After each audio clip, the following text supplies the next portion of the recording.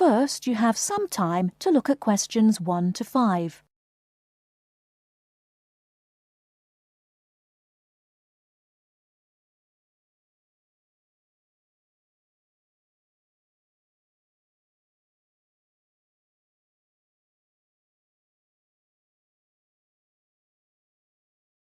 Now we shall begin.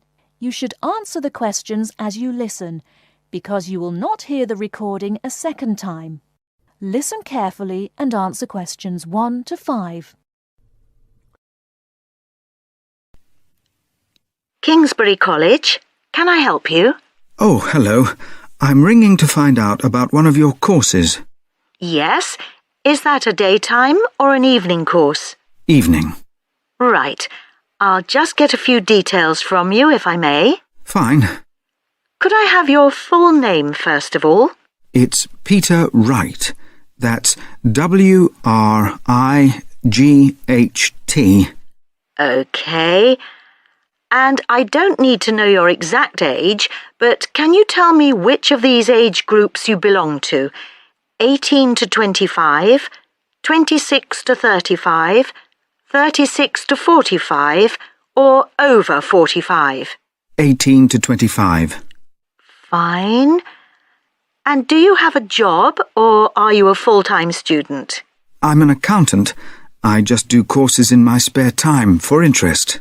OK. Right. And your address, Mr. Wright? It's 11 Forest Road. Forest? Yes. Is that in Kingsbury? Yes, it is. I'm just down the road here. And do you have a phone number? It's 992-471. That's my home number. I haven't got a work number. That's fine. We probably won't need it.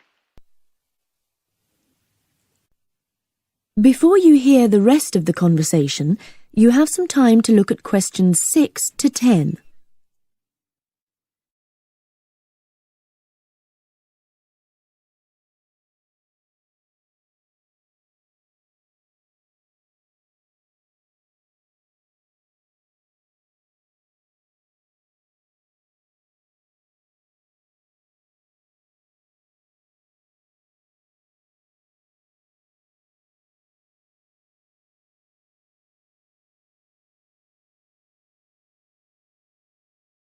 Now listen and answer questions 6 to 10. Now, you want to register for a course. Yes, cookery. Do you happen to know the exact title of the course? We've got Thai cookery on Wednesdays, or Mexican cookery on Fridays, or... Mexican. I'd like to do both, but I'm busy on Wednesdays. OK. Well, you can always do the other one next term, I suppose. Now, do you know when it begins? Is it the 26th of March? That's right. And it's £45 in total. That's including the ingredients. How would you like to pay? Card? Cash? Can I send a cheque? You can, yes, as long as it arrives at least 1 week before the start of the course. OK. And I'll just give you a reference number, if you could make a note of it and write it on the back. Yes? It's CZ943.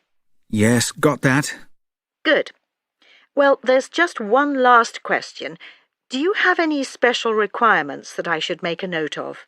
Yes, there is one thing. I use a wheelchair. Right, so you need to have access for that. OK. Don't worry, your room is on the ground floor and I'll make sure there are no steps involved. We can always put a ramp in. Thanks. So, we look forward to seeing you on the 26th of March. That is the end of part 1. You now have half a minute to check your answers.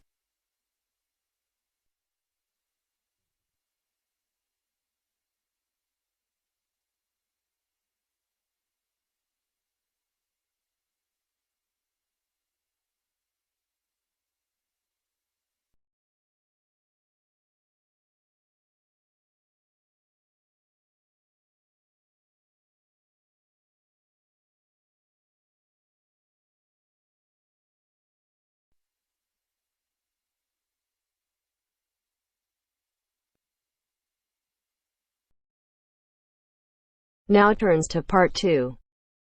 Part 2. You'll hear two teachers discussing a school trip. First, you have some time to look at questions 11 to 16.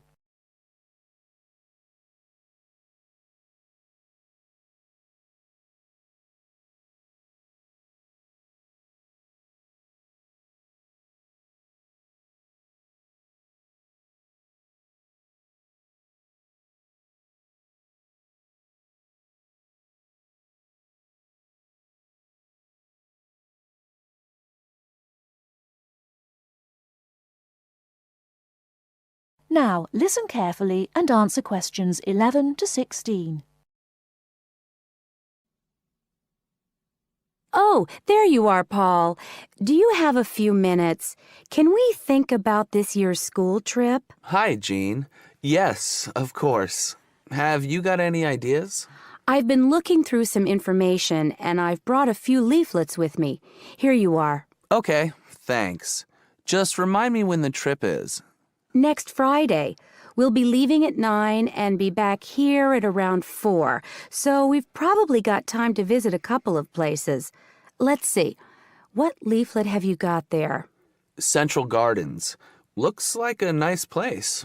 It's open from 9 until 6, so we could go there anytime we wanted, really. What about there in the morning and then somewhere else in the afternoon? Farmers Market would be an option first as well, at least until they close at 1. Or we could try Grey Castle. That should be possible in the morning or in the afternoon. Oh, hang on. That's at the weekend. The last admission is at noon on weekdays. Greenhall says the same thing. Queen's Park opens at 8, so we could go there first.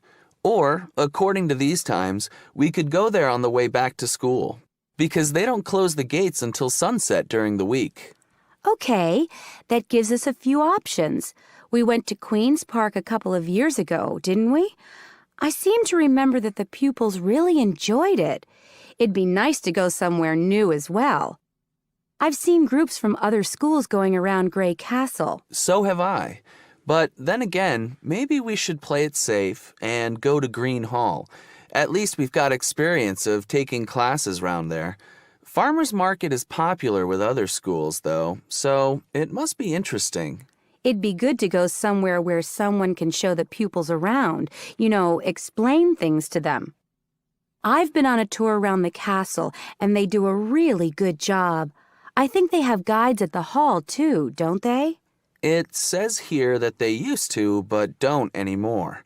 You can get shown round Central Gardens, though. I think we'd have to do any explaining if we took the pupils to the market or the park. That wouldn't be a problem, though. No, and at least those two would be free, wouldn't they? I think all the others charge, and we'd have to get the parents to pay some money. I'm sure they wouldn't mind paying if it was a small amount. Let me check the leaflets. There's a special price for large groups at Grey Castle. Oh, but you can get into Central Gardens for nothing. Right. Oh, I've just thought of something. We wouldn't need to book anything if we were going to Queen's Park, but what about the other places? Central Gardens say you need to let them know if there are more than 10 people in your group, which would include us. The same at Grey Castle. Farmers Market says you can just turn up, and so does Green Hall. Right.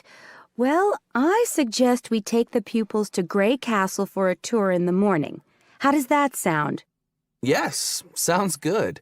We should contact them to book it as soon as possible. In the afternoon, we can do something a bit more relaxed at the park, and we'll have to think about going to Green Hall another year. Shame Farmers Market isn't open, but we can't change the day. So that's a decision then. Now, let's think about what we're going to get the pupils to do. It's a school trip, after all, and we should give them some work to do. Before you hear the rest of the talk, you have some time to look at questions 17 to 20.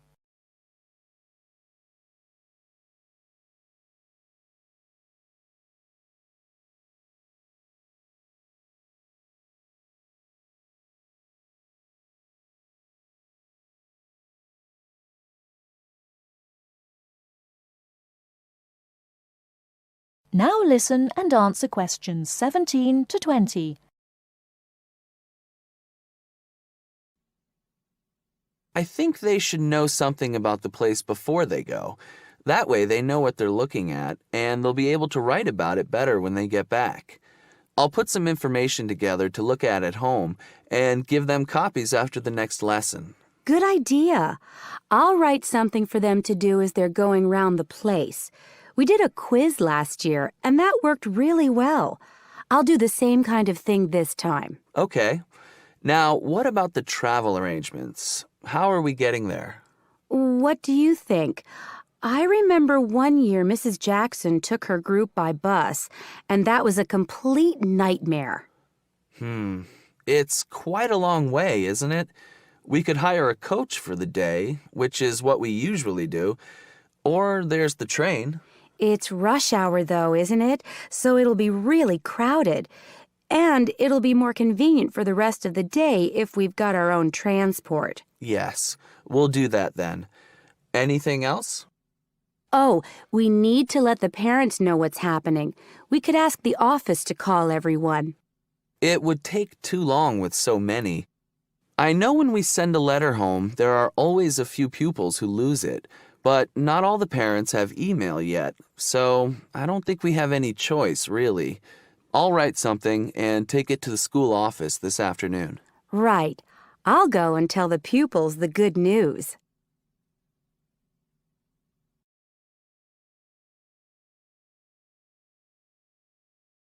That is the end of part 2. You now have half a minute to check your answers.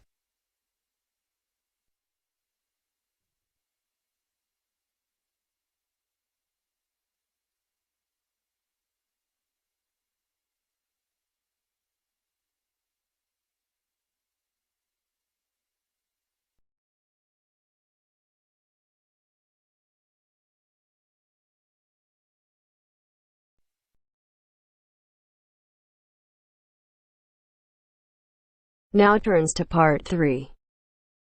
Part 3. You'll hear two university students discussing a social science lecture they attended. First, you have some time to look at questions 21 to 24.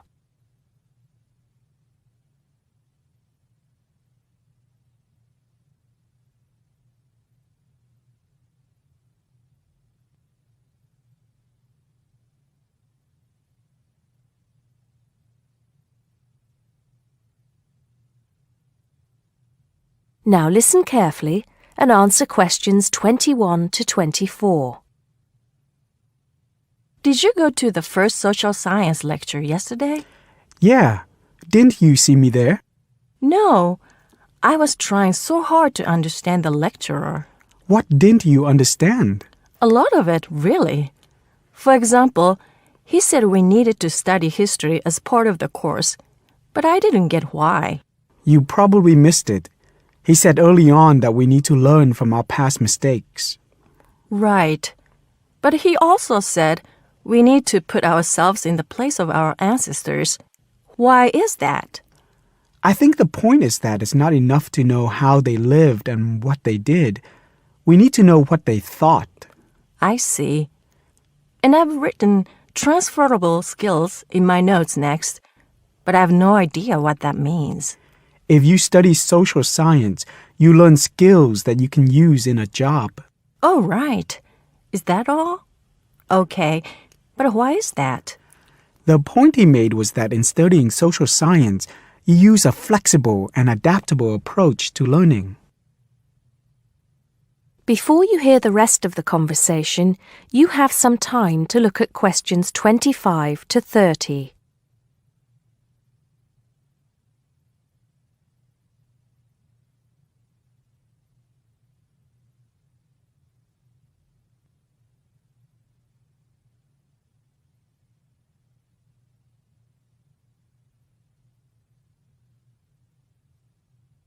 Now listen and answer questions 25 to 30. He also kept mentioning all the other subjects we will need to study as part of the course. I didn't write them all down, did you? Some of them. I think I can make sense of my notes. The first one was anthropology, which he said would cover prehistory and archaeology as well. Okay. Then there's economics. I wrote down that this was not meant to mean that we will spend all our time looking at economic theory, but more that we need to see how humans behave. That's good. I don't think I could handle economic theory. He said something about education too, didn't he? Yeah. He said we'll be looking at how cultural information is handed down from one generation to the next through teaching children. He said we'd be focusing on geography too, but I can't really remember which aspects. Can you? I noted it down, I think. Here we are, yes, particularly in relation to urban planning. It's law that I got confused about. I didn't understand why he linked that to economics. I think he meant that laws affect the way wealth is distributed. That makes sense. Now, what are the science wars? Okay, I did get that. The science wars are about how social science collects information. In sociology and social work, and in social science generally, they can only study patterns of behavior and observe. If you compare that to the way scientists work in physics or chemistry, it's very different because they use specific experiments that can be tested and which give concrete answers. Social studies is often accused of being unscientific. That's all. Okay. But it still looks like a good course, doesn't it? You don't have any regrets, do you? None at all. I'm looking forward to it.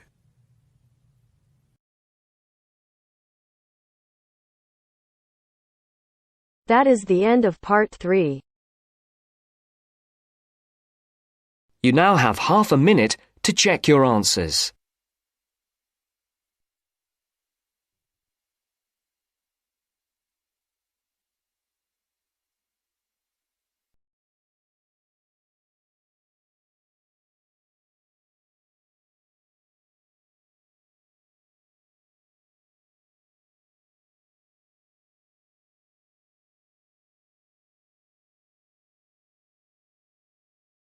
Now turns to part 4. Part 4. First, you have some time to look at questions 31 to 40.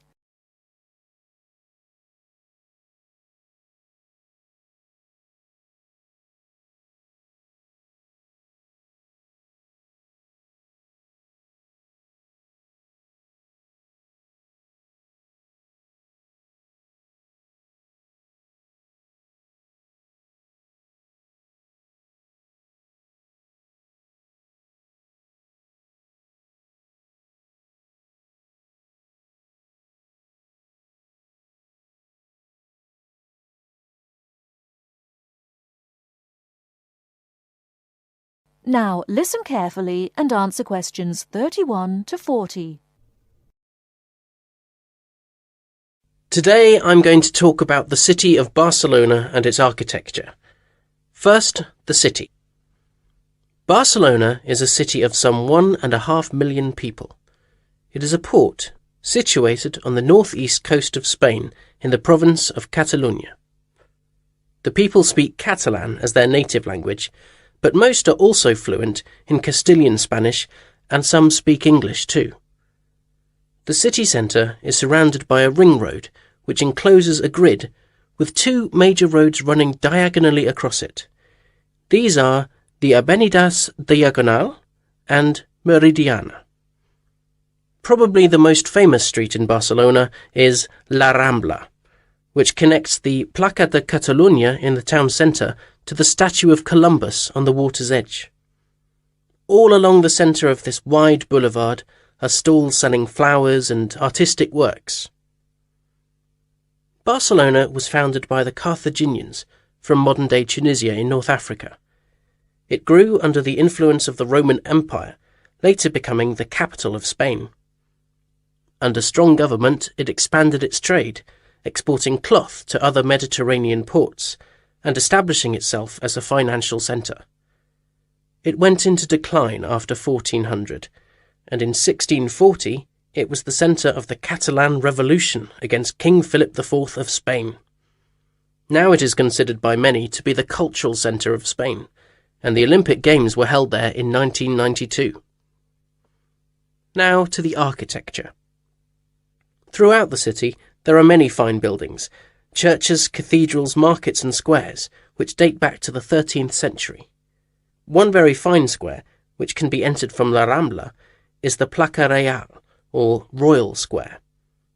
This was built by Molina in the 19th century.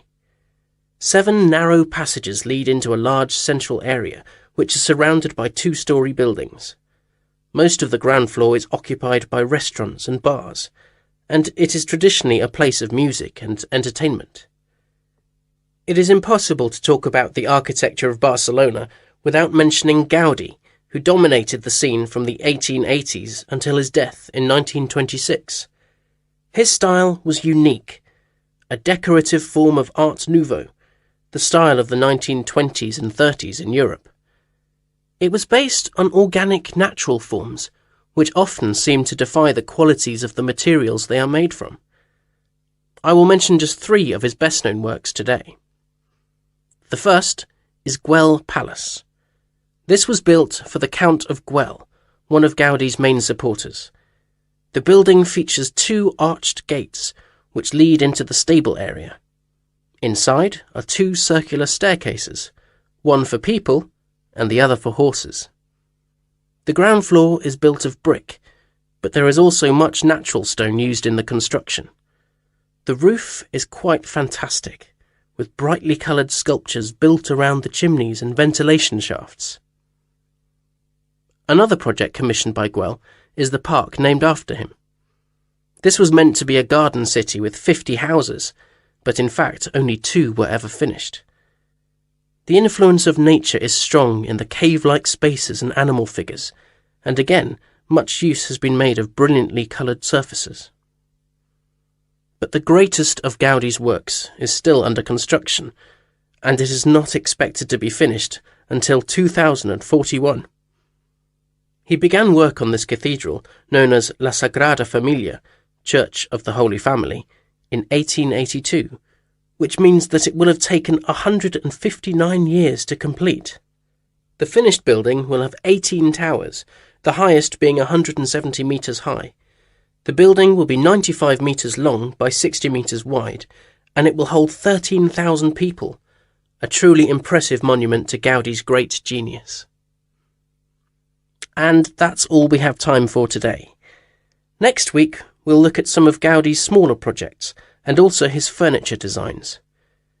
Please make sure that you complete your assignment on Le Corbusier by this coming Friday. That is the end of part 4. You now have half a minute to check your answers.